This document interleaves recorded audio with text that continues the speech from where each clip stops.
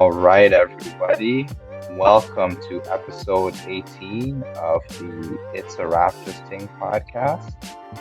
This is your host who knows the most, the scholar baller, and Jerome, who is not very happy with Team Canada and a certain Jamal Murray and Dylan Brooks. And I'll get into why I'm not so happy with them. all right. Well, so speaking of, for those of you who caught our last video on the YouTube channel, that last video was more like a news update than a full-blown podcast. By the way, continue to check out the channel. We will be putting out little news updates like that here and there. Thank you so much for the support on that last video in particular. We definitely noticed the increase of engagement and we appreciate it. But in our last video, we kind of were we're quite excited about the fact that Team Canada slayed group of death and they made it out atop of that group of death.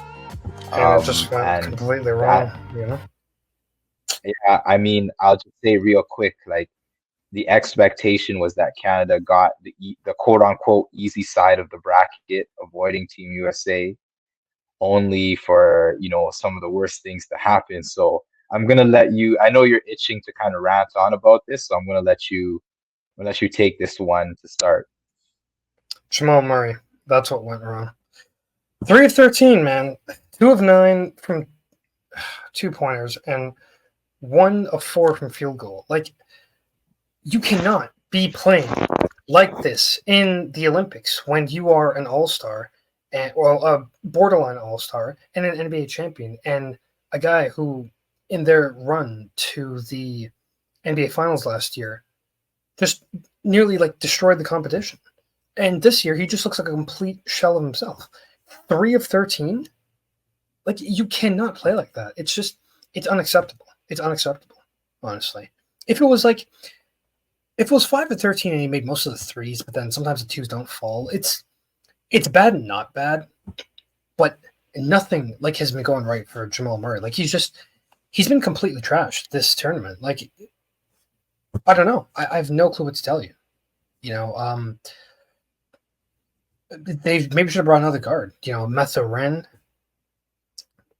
He's another good one.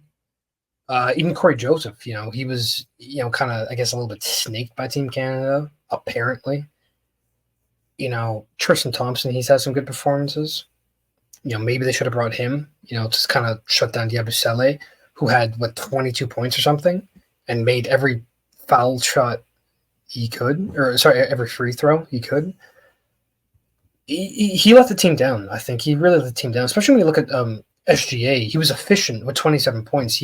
Especially in the second quarter, he really kept Canada in that game. If it wasn't for him, it would be an absolute blow. It would lose probably by 20 points, 25 points. But ultimately, Dylan Brooks, too, he was not great.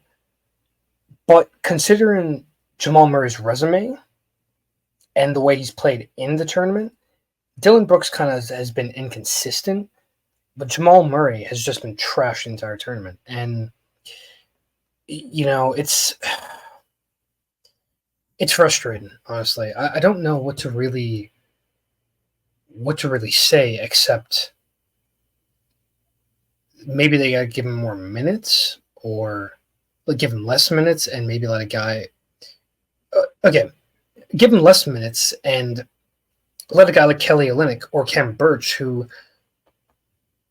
played okay in the France game, more time. Because if you're playing Wembanyama and Yabusele, you need size to stop these guys. Wembanyama's 7'4". Our tallest player is Khem Birch, and he's the only guy over 7 feet. No one else there. You got to play him a lot more to try and stop Wembanyama. And you noticed how when Powell and Birch were in the game, it looked like Canada was actually a bit more, was actually doing a little bit better. Or maybe if they Celtics went with that lineup, they could have been better. But big men or not, Jamal Murray should have had at least 15 points. And Dylan Brooks should have had at least 10. And Dylan Brooks, I think, had like, I'm trying to think right here. What was it like? I think it was like 2 or 3 points or something. And that's absolutely atrocious too. But I think Murray deserves a lot more slack because he wasn't at the World Cup last year. So obviously it's not his fault, but in a nutshell, he has to perform better, And I feel really bad for SGA, to drop 27 points and your team ends up with 73. Like what? Like you're getting 1/3 of your team, over 1/3 of your team's points, and your team doesn't even have 80 points. They barely have 70. No. Like this team, they've done more. They beat USA last year. Last year. They beat Slovenia. Yeah. And granted, Dylan Brooks, he's got the experience. He should have been there. He was, I think, 1 of 9. No. And, he was turning the ball over in the fourth quarter. That's not good. Every time Canada could have, they cut it to 5, and they just couldn't make a shot. You got to give that ball to SGA more. Because if he's the only one making a shot, give him the ball more. Let him pull a Kobe if you can, right? So, it's... I'll stick by Jamal Murray because he's still 27. He'll certainly be back for the World Cup 3 years from now and the Olympics 4 years from now when they're in LA.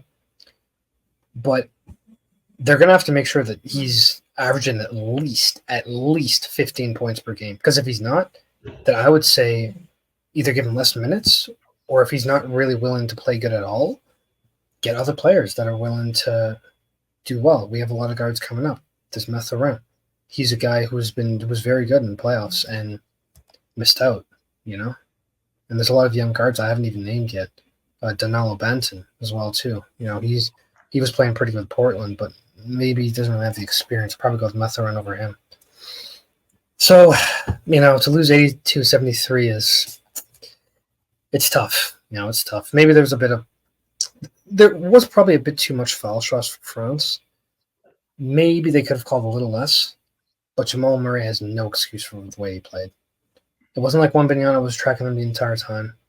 He was open a good amount of times, and he could have made those shots. And I think he's probably not fully the reason, but maybe 40% of the reason why Canada did not make it past quarterfinals when they easily could have scored at least 90 points and beaten France. That's my opinion on it. All right, man. I definitely hear you on that one. It's one of those situations where clearly, like, there was underperformances from personnel who we expected to see more from, namely Dylan Brooks, given his performance last year in the World Cup. It's 39 points against USA and 2 points against France. And the typical bravado that he usually wears on his chest. You would think that would have showed up more as the stakes got higher, but he definitely got subdued. Yeah. As the stakes got higher. One thing I will say, sorry to cut you off there, Elijah. That's okay. It's okay. Canada basketball has, Canada's always been involved in basketball. James Naismith invented the sport in the 1800s. In 1936, which shouldn't have been in Germany, but whatever, we'll not get into that. They came second behind USA. They won the silver medal, and Mexico came third. Since then, Canada has not been to the podium at all for men's basketball. They came fourth in 1976, and again, I think in 88 or I think it was 84, I believe. Yeah, 1984, they came fourth. Since 2000, they've only qualified once. Mm. This team is one of the biggest underachievers in FIBA basketball, actually. And I'll tell you the reason why. We lost to Venezuela in 2015. Way more talent. Olynyk had a hell of a game. Lost by 1 point because of a phantom foul. Okay. You lose to France the next year. Okay, fine. The team wasn't as talented. Should have had more guys like Wiggins if they were there. Maybe they could have beaten France in that last-minute Olympic qualifier. In 2019, no one shows up. Olynyk unfortunately gets injured. We have, I think, only 2 or 3 NBA players. We bow out in the first round. We lose to Australia, Lithuania, and that's it.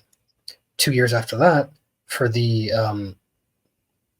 COVID-postponed Olympics, you lose to Czech Republic at home, despite having guys like Wiggins and who else was there? What's his name? Trey Lyles and Nikhil Alexander Walker, who's been a little iffy in the tournament too. But because Jamal Murray was given. Well, I meant to say NAW was struggling in 24 tournament, but in 21 it was a little bit better. But that team should have easily beaten Czech Republic because they beat Greece that year. And Thomas Senoransky, he was able to hit a last-minute OT shot to a fluke shot, and they lost again. And in 2023, they lost to Brazil once again by 4 points, despite having, once again, a more talented team. But they got lucky because they beat Spain in the final game, 88-85. Same thing would happen this year. And then, losing to Serbia. Okay, Serbia's a pretty good team. They beat USA in the bronze medal game. Fine. Okay. And now, this year, losing to France in the quarterfinals. Like, for all the talent they have, they're not. Something's wrong. Something isn't right. There's a problem. There's like a ceiling that they can't reach. There's a ceiling that they need to reach. Like, maybe they need a better coach. Maybe they need a better size, which I think is a big problem. I think they need a lot more size. That was definitely a problem against Serbia last year and against France. So we've got a problem here. We've got a team with a bunch of talented players who are easily second most talented team in the world, and they can't buy a medal, and they always lose to teams that have good chemistry, but teams they can easily at least be beaten by 10 points. So here's the problem. I think the issue is size. There's a size problem. This isn't 2017 where small ball is taking over the NBA. No. The MVP was Nikola Jokic. Big man. Who was it last year? Joel Embiid. A big man. Who was MVP, NBA Finals MVP this year? Jaylen Brown. A decent-sized player. He's a small forward, so that's kind of like in the middle right there.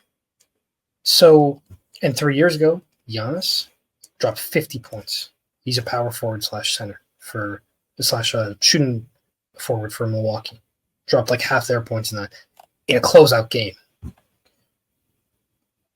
The top players right now, apart from Steph Curry, who we'll get into, are big men.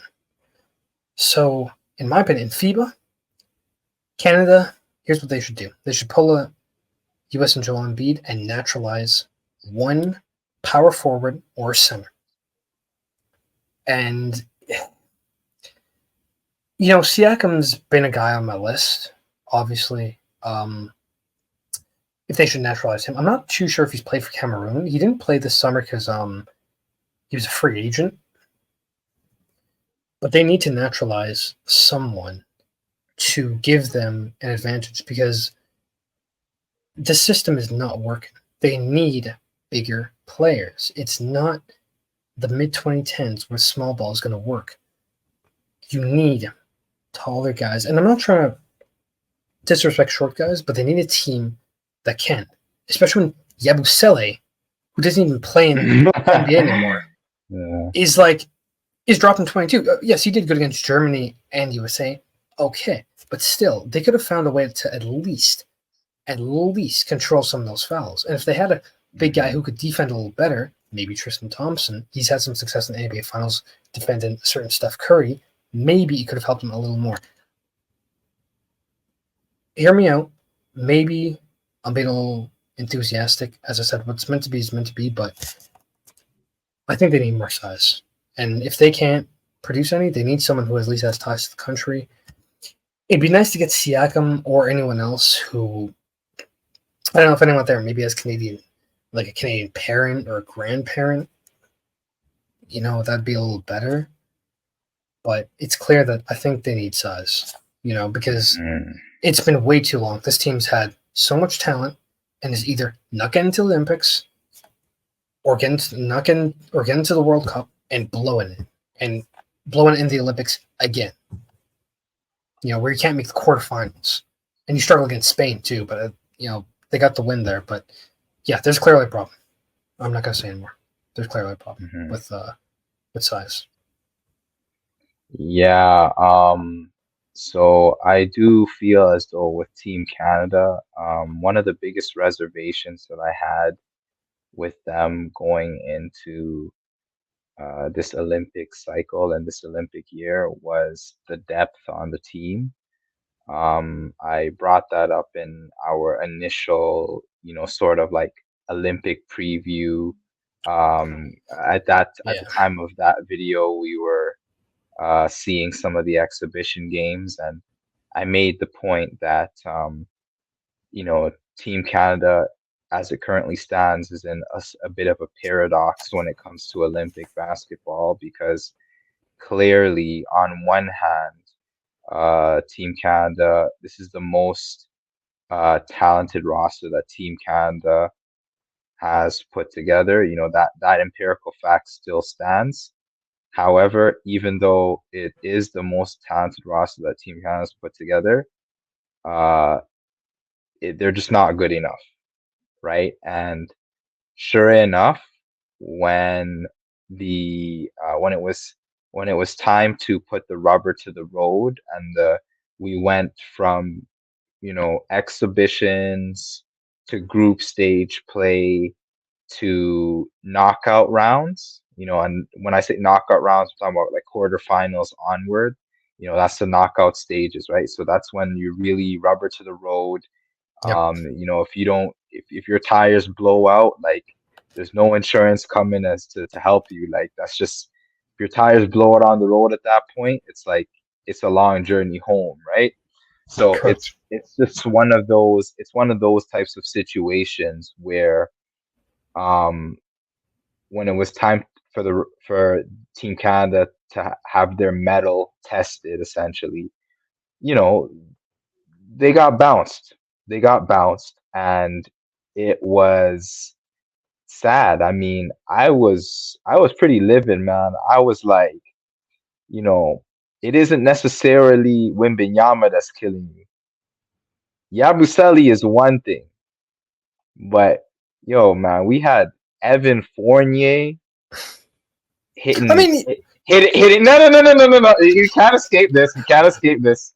I gotta say, we had Evan Fournier having heat check moments on us in that game. I was like, what is going on here? Like this is just not acceptable. Like one more player too. What's his name? Isaiah Cordinier, I believe is the correct name. hmm hmm He like he was drafted, never even been in the NBA, and he was cooking them in the first quarter. He was actually doing pretty good, hmm and he was doing. hmm I saw a little bit of the France Germany game, and he was looking pretty good. And I was like, oh, this guy's not bad. And I hmm even remember seeing him a bit in the World Cup, and I remember every time he played, France looked a lot better because France didn't do well in the World Cup last year. But when he was there, hmm they did good. And I was saying to myself, hmm man, why don't they play him more? And man, I really wish they actually didn't because I think he did a lot to really set the tone in the first quarter, and then Yabusele kind of more carried it on. But I think Hmm. Cordinier, he deserves a bit of credit. And as I say, I wish Canada had won, but you got to give Caesar credit where credit is due. I think he definitely deserves some credit for that first quarter against Canada, because I think if it wasn't for him, maybe setting a bit of a tone, I think that would have, if it was more like a level game, I think that would have made Canada more say like, we could probably get into this, but I think he deserves some credit too. Hmm. Yeah. I will say, and yeah, like ultimately, to round out the point, you know, it's size is definitely one thing that Canada could use, but if we're looking to make it through those knockout rounds, we are going to need um a broader range of talent, because Team Canada, like it's just like even when you think about their starting roster, Mm-hmm. or sorry, the starting lineup of the roster, there's some talent there, but like, the bench, it's like the starting lineup is already kind of mid. If I'm just being honest, it's a like, don't get me wrong, SGA is great, RJ Barrett played well, but overall, like our starting lineup is nothing to really, you know, there isn't a prevailing sense of reverence, like, oh my gosh, like this starting five is deadly. Like, nah, that's not it for Team Canada. But also, when you think about the bench, it's like, Jamal Murray is supposed to be your lead guy coming off the bench. That Yeah. flopped. And then like the rest of the bench just, like, I mean, don't get me wrong, you had Nemhard. There we go. I'm glad I didn't forget his name. Nemhard came in and did his thing here and there, I, but especially against Spain too. I thought he yeah, was yeah, really good. yeah. But ultimately, like even that bench has got to get better. Like, because here's the thing, you can't you can't rely on this idea that you know other teams are gonna send out their C squad or their B squad, especially in the Olympics, right? And I think Mm-hmm. this was kind of a real wake up call for the marketing, because again, major media outlets, they're gonna do what major media outlets do. They're gonna market the team. There's gonna be oversaturation within the marketing of the team, but ultimately, it's one of those ones where you can really see that, like, hey, you know, Team Canada, if they are going to get better, you can't rely on other teams globally to send out lesser talent, you to capitalize on that lesser talent, wind up on easier sides of the bracket, and then make it to like a bronze medal game or a gold medal game. You can't rely on that. Like, that's not, there's no stability in that system, because it's a contingency destiny plan, or a contingent destiny that's like contingent upon like other teams doing not doing other things, or doing other things that may or may not work out in your favor. So, in order for Team Canada to get solid, the talent pool has got to solidify a lot more, and it's got to be a lot more well-rounded. Starting five's got to be much more formidable, and the bench needs to round out a little bit more. But that's really the gist of my take on it. I don't feel like sharing too much more, but I just feel like Okay. that to me is the essence of France versus Team Canada. I wanted to switch gears a little bit though. And I know I think we should. I know I'm kind of like jumping a bit, but let's get to the nitty gritty, because this is really what the people want to hear too. So obviously on the other side of the bracket, Team USA, phenomenal comeback against Serbia, very impressive. And the same team that beat us, aka France, ended up meeting Team USA. So Mhm. we're kind of referencing two games. Uh, I'm gonna ask Jerome if you could start with at least like what are your thoughts on Team USA versus Team Serbia in the semifinals, and then what are your thoughts on Team USA versus Team France in the gold medal game? So those are the sort of the two components to this next portion here. If you don't mind sharing. Well, to start off, Mr. Three, Steph Curry.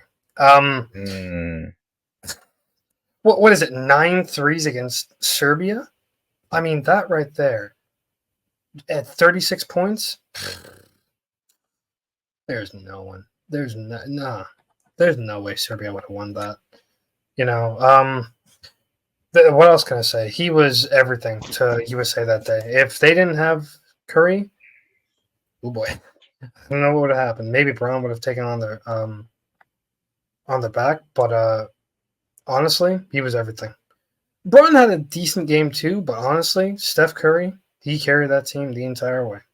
You know, that was a phenomenal performance. And I thought Embiid in the fourth too. I thought he was solid. I thought he was solid, you know. I thought he was really solid. You know, I think KD too and LeBron, he had some plays in the fourth, but yeah, Steph Curry is that's all I gotta say. It's him. You know, I'll give credit to Serbia. They are hell of a play. They have hell of good players, man. Bogdanovic, Nikola Jokic. Oh yeah, and everyone else playing there. They got a good roster. You know, I see the reason why they mhm. made the final of the World Cup now. Um, yeah, I think personally, USA were just a little better in the fourth quarter. Thank God. Mhm. Mhm. So yeah, that's Steph Curry. That's all I gotta say. He is the greatest shooter of all time.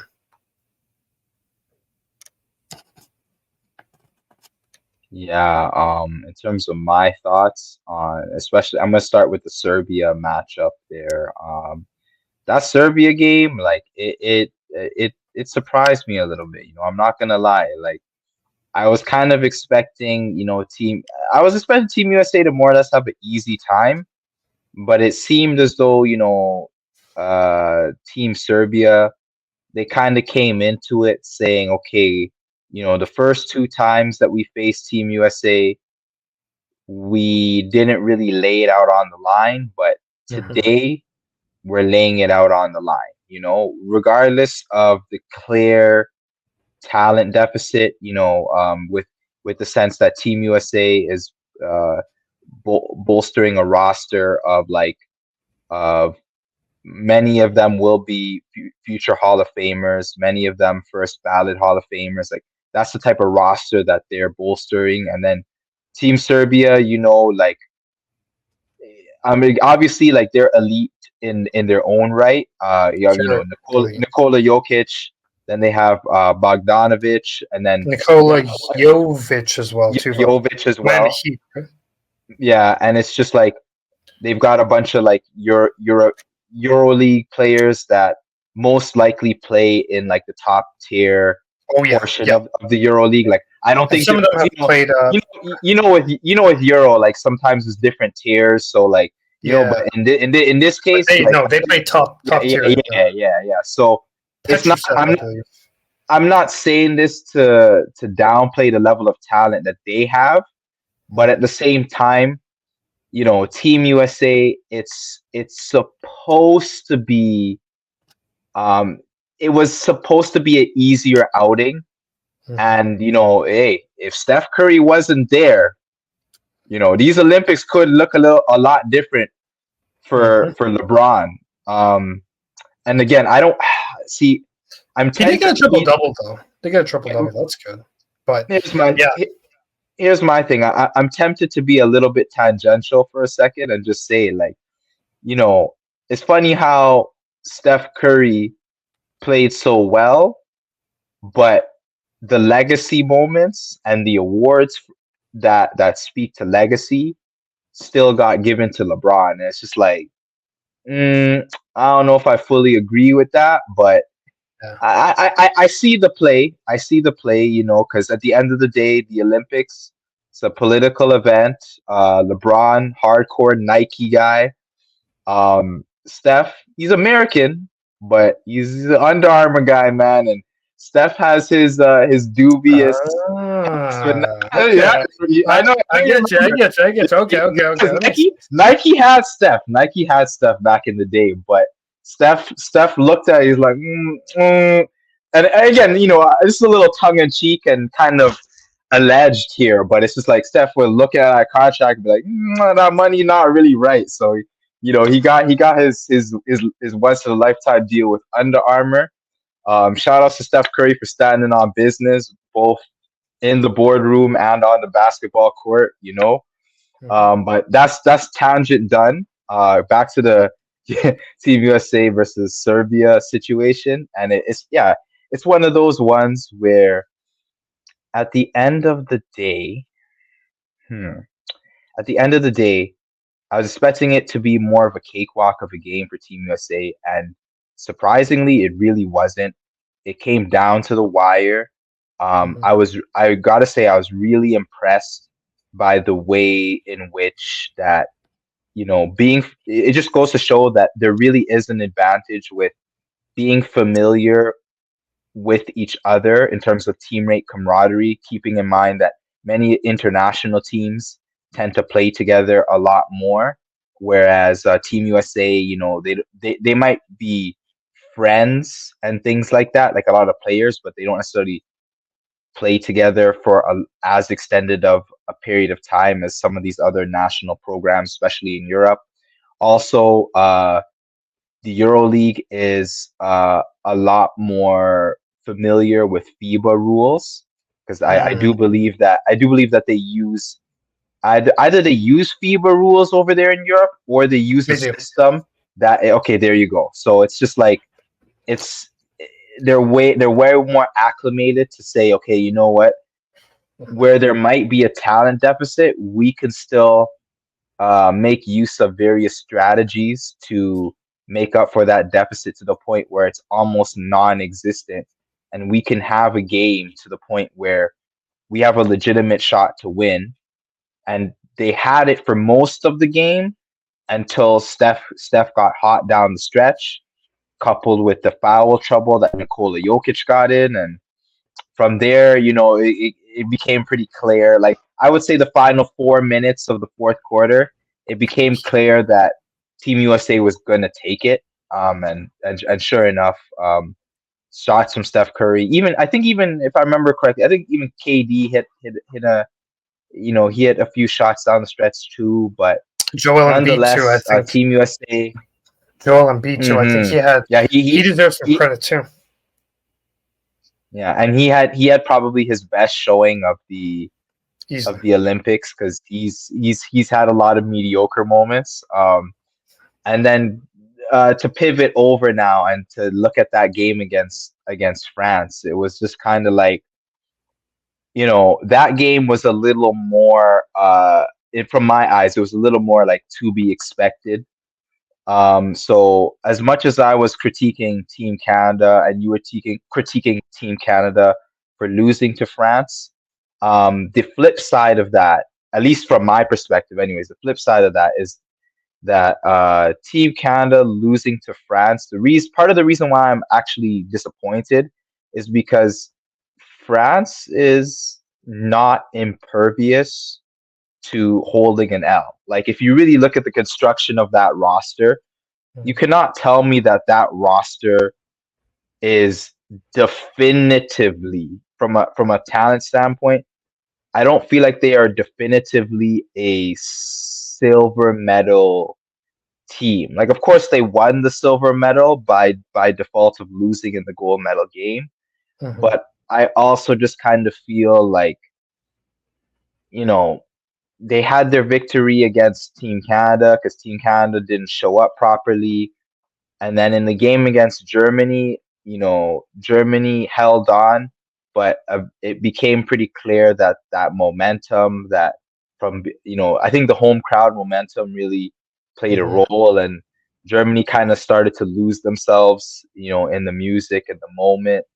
Uh, so that just happened. They just weren't really clicking, making silly plays, like causing charges, when Germany was facing France. So it made sense that France made it, but it was also like this is a team that at the end of the day, like they did almost lose to Japan, and Yeah, it's not because France wasn't trying. It's just because they were not that great of a squad, and they were able to scramble and reconcile, and they did cut Rudy Gobert's minutes, and yeah, they they did had actually. Yeah, against yeah, yeah, Canada too. I forgot about yeah, that. yeah, yeah, Didn't and mention that. and so they made my point is they made adjustments, and those adjustments were enough to put them through. But it's like, hey man, if Team Canada really had their act together like they were supposed to, France really wasn't. France didn't really have any business being in that game. And then Team Germany, like Germany's a good team, Very good but team. at the same time, like the leadership is still kind of questionable. Like if you put it like Germany's the type of squad where it's like, yeah, they won in the World Cup, but they won a World Cup where like a lot of squads were not sending out their best talent, and then to me, I don't really feel like I don't think any Dennis Schroeder led team and the Wagner, I think it's the Wagner brothers and Yeah, Tice, like those guys are good, but like they're they're good because they're familiar with international rules, but their level of talent is role player level talent. So it's like those guys are except not in. for I would say that Franz Wagner. He's probably good enough to be a starter. I'm gonna kind of more like he's the only guy I think that's probably good enough to be a starter in the NBA. But ultimately, I feel like it's one of those situations where they're not really insurmountable, and Yeah, France did enough to kind of prove that, like, even though I feel like Germany might have been the favorite to beat France in some respects, just because they're going into it seemingly on a roll, and they just got a little more. There's a little they haven't had as much shaky performances, but it's also yeah. just kind of like, yeah, the fact that they lost to France didn't fully surprise me, just because the leadership, it's not as strong there. But nonetheless, France had the weak side of the bracket, and sure enough, they made it. And hey, like when they faced Team USA, it was business as usual for Team USA. So the results of the gold medal game didn't really surprise me. The most eventful game clearly was Team USA versus Team Serbia in that Yeah, semifinals. And yeah, that's the Olympics in a nutshell, man. The Avengers, they came through. They did it. They proved Noah Lyles wrong. well, So, hey, but he got that 100-meter gold though. He got the 100-meter gold, yeah, you know. what So happened in the 200 meter? apparently, what he had like COVID or something, or No, yeah. He notice he had COVID after he placed bronze, but when he was doing his intro, this man was doing the most on his intro. And again, I'm not trying to say that he didn't have COVID.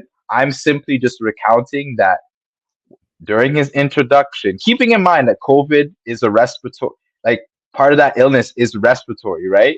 So during his yeah, introduction, he was jumping around and doing all these rah rah energy, look at me to the crowd. And then when he lost the race, man, the man just had to get wheeled off the track, like both literally and figuratively. Like it's a wheel him off the track. And man had to just say like, yeah, I just had to release it in yeah. hindsight, like So, Can I talk a little bit about Noah Lyles?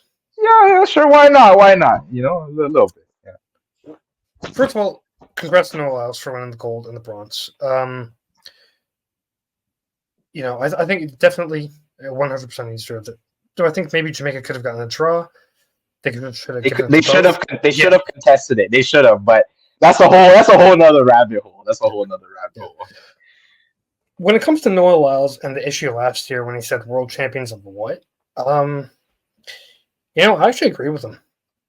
Mm, The NBA is 29 teams in the NBA and one team in Canada, the Raptors. We had two, and we got one taken away, put down in Memphis. And there is a G League team in Mexico, but that's not NBA. That's the G League.